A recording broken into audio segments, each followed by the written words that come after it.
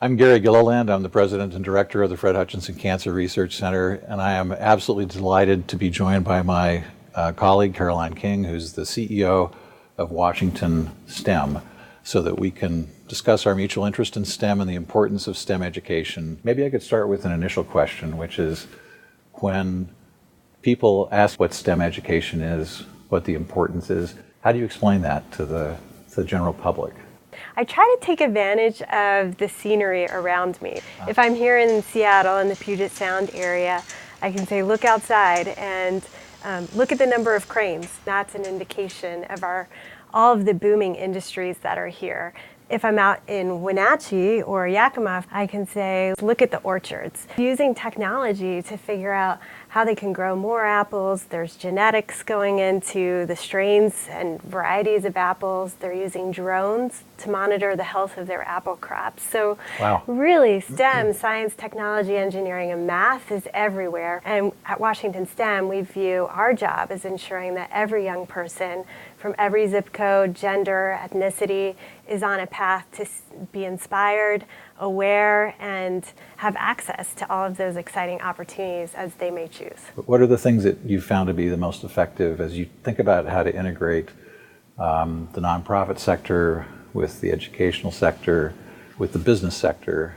We call it at Washington STEM career-connected learning, really working with industry to bring young people into real-world settings, having them tinker with real equipment, work alongside real scientists, engineers, being able to develop the mentoring and the relationship, as well as develop the spark from creating something new, making a new discovery. For young people, they can't imagine a future for themselves in an industry or a job that they don't yet know exists. And so I think the opportunity for industry just to open up their doors and bring young people in is a real game changer. I wish I got out and saw nature as much as you do. We mostly sit inside of laboratories like this, and it is fun to be here because this is one of the training labs that we use to bring young people into our midst and help them understand, that there's a real opportunity here.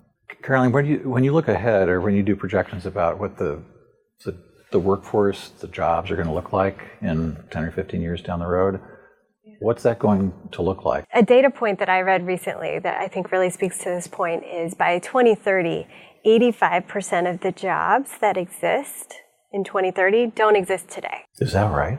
Yes. So you think about the changes happening. Will my job exist? I'm not sure. I can't predict that one, but I think, we try to do the best we can to help our young people get visibility into the economy of today and tomorrow, but we know it's just changing. It's more dynamic than ever. But if you think about that data point from a cancer research perspective, what would you tell young people might be competencies or habits of mind that could be helpful regardless of what these job titles may be? For what you can see in the short term, the interface between computational biology and life sciences, it's going to take a different type of investigator. I think we need to embrace that. And we have to, I think, teach or train or enable the people in the STEM programs that you support and that we support to be flexible as they approach their career, and that the people who do well have to be adaptable and to move with that change, because it does move quickly. We are really excited about the opportunity to increase the diversity in our workplace. How do you approach that? Are there ways to specifically encourage underrepresented minorities and ethnicities to participate? When we look at the STEM fields, we see underrepresentation of women, for example. In a lot of cases, we've just found young people just don't have the exposure early on. Yeah. For example, a couple years ago, we were really looking at S2 computer science or computational thinking, given that it's cross-cutting so many industries. And when we looked across Washington State public high schools, less than 10% were even offering computer science courses in high schools. We've since tripled that number, but there's still a long way to go.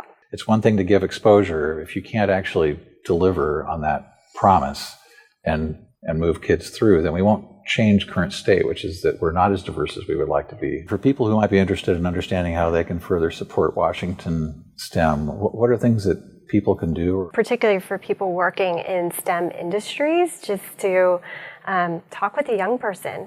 Share with them what you do every day and what's exciting about that.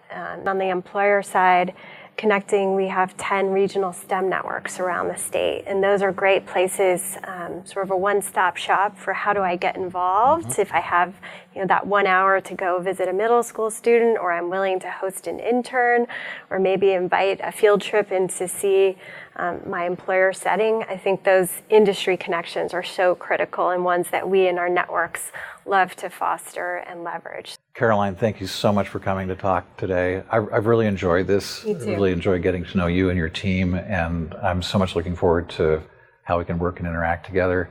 I'd encourage people who are interested in looking at the Hutch in more detail, they can come to our website, which is fredhutch.org, and the website for Washington STEM. It's easy, washingtonstem.org. .org, so even I can remember that. Yeah, well, thank you. I really enjoyed the time here and the conversation with you as well.